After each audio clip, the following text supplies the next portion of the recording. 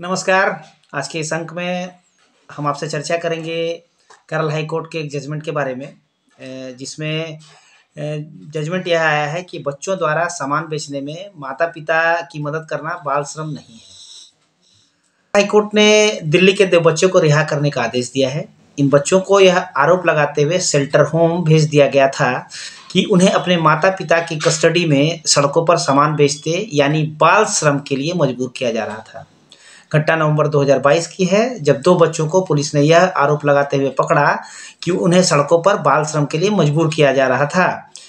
इसके बाद बच्चों को बाल कल्याण समिति के समक्ष पेश किया गया और आश्रय गृह भेज दिया गया था। उसके बाद बच्चों के माता-पिता ने रिट याचिका दायर की, जिसमें बच्चों को उनकी कस्टडी में देने का निर्देश देने की मांग की गई थी।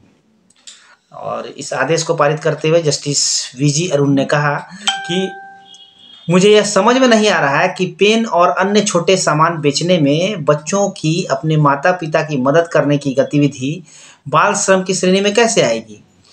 इसमें कोई संदेह नहीं है कि बच्चों को अपने माता-पिता के साथ सड़कों पर घूमने की अनुमति देने के बजाय शिक्षित किया जाना चाहिए। पर मुझे आश्चर्य है कि बच्चों को उचित शिक्षा कैसे प्रदान की जा सकती है जबकि माता-पिता खानाबदोश जीवन जी रहे हों। फिर भी पुलिस या सीडब्ल्यूसी बच्चों को कस्टडी में लेकर उनके माता-पिता से दूर नहीं रख सकती। गरीब होना अपराध नहीं है और राष्ट्रपिता को कोट किया और कहा कि गरीबी हिंसा का सबसे खराब रूप है। तत्पश्चात बाल कल्याण समिति के अध्यक्ष ने न्यायालय के समक्ष अपने एक बयान में कहा कि पुलिस ने 2 बच्चों को मरीन ड्राइव इलाके में पेन और अन्य सामान बेचते हुए पाया था।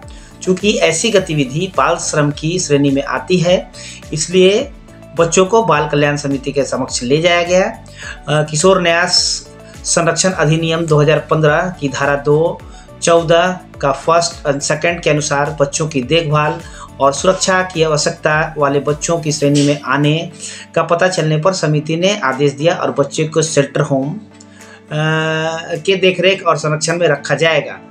यह कहा गया कि उनके लाभ और समग्र विकास के लिए बच्चों को अपनी संस्कृति में रहना चाहिए और समिति ने 23/12/2022 को अधिनियम की धारा 95 के तहत बच्चों को पुनर्वास के लिए सीडब्ल्यूसी नई दिल्ली भेजने का आदेश पारित किया। अदालत ने याचिकाकर्ता और सरकारी वकील द्वारा उठाए गए तर्कों पर विचार करने के बाद कहा कि पुलिस या सीडब्ल्यूसी बच्चों को हिरासत में नहीं ले सकती और उन्हें उनके माता-पिता से दूर नहीं रख सकती। इसके अलावा याचिकाकर्ता ने यह भी अंडरटेकिंग दिया कि वे बच्चों को सामान बेचने के लिए स्टेयर पर नहीं चढ़ने देंगे और वे बच्चे को शिक्षित करने का उपाय करेंगे।